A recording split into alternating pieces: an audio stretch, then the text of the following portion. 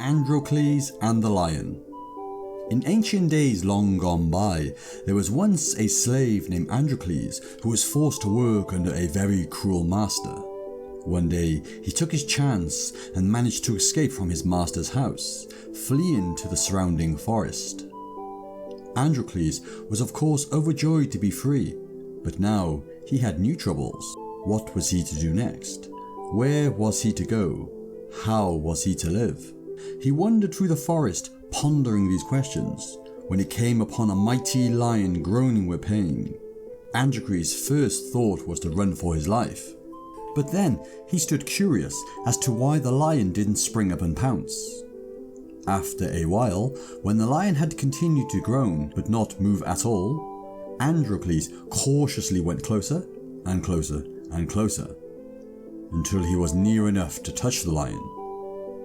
Then the great beast stretched out its paw, and Androcles saw that it was swollen and bleeding.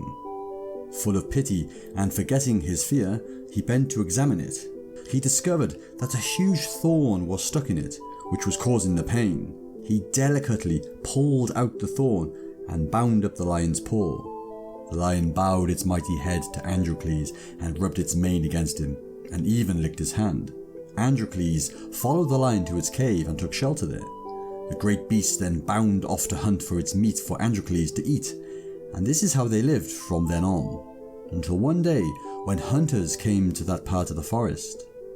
Androcles and the lion tried to flee, but they were outnumbered, and the hunters caught them and dragged them both off to the city. The lion was taken away to fight in front of huge crowds at the arena, for in those days people thought it was sport to see men and animals fight to the death. Meanwhile, Androcles was put on trial for escaping from his master's house. His punishment was death, by being thrown to a lion in the arena. The day arrived when the fighting in the arena was to take place. Everyone in the city came to see the spectacle, ruled over by the emperor and his court. After several men had fought each other before the roaring crowd, Androcles was led to the center of the sandy arena. He stood in terror, fearing the worst. Then a lion was let loose from a dungeon beneath the arena and came bounding towards Androcles. But as soon as the lion came near to Androcles, it stopped and bowed its head, licking its hands. It was the lion from the forest, Androcles' friend. Everyone was astonished, and the emperor summoned Androcles to him, who told the whole story.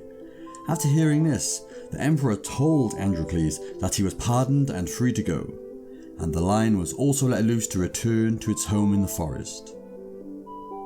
Gratitude is the sign of noble souls.